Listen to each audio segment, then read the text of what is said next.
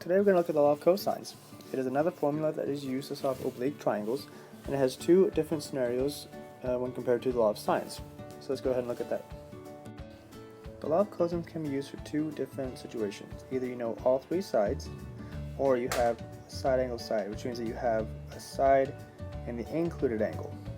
Let's go ahead and look at the first example of side, side, side. For side, side, side, we have three different formulas, and all just variations of one formula depending on what we're looking for. So let's say that we're looking for our first angle, angle A. The formula is b squared plus c squared minus a squared divided by 2bc. So the pattern that we have here is whatever angle you're looking for, that side is being subtracted from your numerator and does not appear in your denominator. So if I want to find the cosine of b, then I'm going to have a squared plus c squared minus b squared. Again, that's the corresponding side for the angle we're looking for. And then we have divided by 2ac. So again, the pattern is whatever angle we're looking for, that side is being subtracted and does not show up in your denominator. Which means that if we want to look at c, we're going to have cosine of c equals a squared plus b squared minus c squared divided by 2ab. Now, it doesn't matter which formula you use, the important thing is that you understand the pattern. So if I'm looking for an angle, let's say angle A, that side is being subtracted and does not appear in your denominator. Same thing for B. If I'm looking for angle B, then I'm subtracting side B and it is not part of my denominator. So just remember the pattern when you're using the law of cosines to find a missing angle. Alright, so for our first example here, we're given three sides. Since I know I have three sides, that's my indicator to use the law of cosine to find for a missing angle. And we can choose what angle we want to solve for, but before we do anything, we should label our triangle. So let's say that we have angle A down here, B is at the top, and C is our other corner. That means that we have a side of 9, 3, and 11. Alright, so we're going to start by finding angle A, which means that for my formula, I'm going to be using the first one that I gave you guys, which is cosine of A equals b squared plus c squared minus a squared over 2bc. So if you look at that as a formula, then we have 3 squared plus 11 squared minus 9 squared divided by 2 times 3 times 11. As we solve this, we get that the cosine of A is equal to 49 over 66, and since we're looking for an angle, our final step is to take the inverse. So A equals the cosine inverse of that fraction, 49 over 66, and that is approximately 42.06 degrees. Alright, let's see if you guys can set up a ratio to help us solve for angle B. So again, we're going to be using that second formula, plug it in correctly, and pick the correct answer. Alright, so if we want to find cosine of B, then that side is going to be subtracted in our numerator. So it should be 9 squared plus 11 squared minus 3 squared divided by 2 times 9 times 11. As we simplify, we get that the cosine of B is equal to 193 divided by 198. And then our last step to solve for our angle is to take the inverse of both sides. So B equals the cosine inverse of 193 over 198, which is approximately 12.90. Alright, we have one more angle to solve for. Let's find angle C.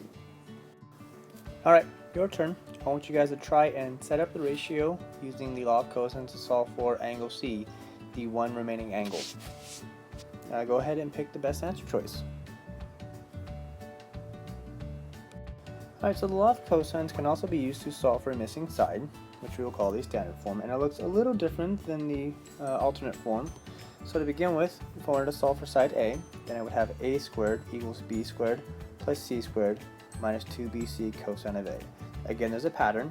The side that we're looking for, that is the angle that's being subtracted from everything else. So we kind of keep that pattern in mind when we look at solving for side B, which would be b squared is equal to a squared plus c squared minus 2ac cosine of B. Again, the angle and the side are going to be matching up. So the side we're looking for is going to be the angle that's subtracted. And finally, I wanted to find side C, then it's a squared plus b squared minus 2ab cosine of c. Again, we have a pattern where the side we're looking for is the angle that's being subtracted.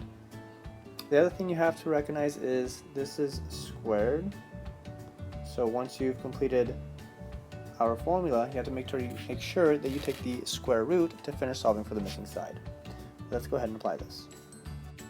The first thing that we want to do here is label our triangle. So we will have angle A at the very top, and then B, and then angle C, which we know is 110 degrees.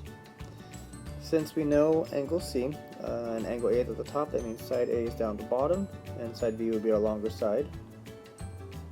And we are looking for, to begin with, side C. So let's go ahead and set up a ratio.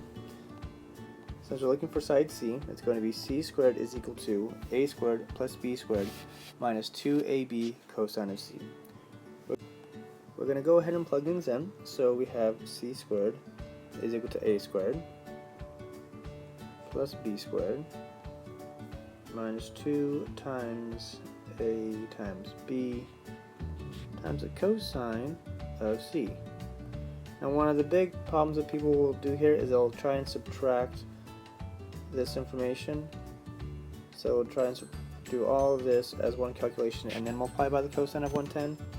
But we kind of want to make sure that we do things in separate steps. So do 25 squared plus 36 squared, and then also do 2 times 25 times 36 times the cosine of 110, and subtract those two separate quantities. Okay, so doing some quick calculations, if I do 25 squared plus 36 squared, I get 1921. And if I do 2 times 25 times 36 times the cosine of 110, I get a negative 615.64. When you combine those values, then we get 2,536.64. And then our last step would be to take the square root of that to finish getting c, which means that c would equal to approximately 50.37. And this should make sense because if you look at our angle, 110 is our biggest angle, and C is also going to be our biggest side. So everything makes sense. Now that we know what side C is, we can go ahead and find any other angle that we want. We could find angle A, or we could find angle B. We're going to focus on angle B for right now. So I want you to set up the ratio and solve for angle B, and select the correct answer. To finish off this triangle, we need to solve for angle A. So again, set up your ratio and solve for angle A, picking the best answer. Alright, this completes our law of sines review. So go ahead and start working on the homework.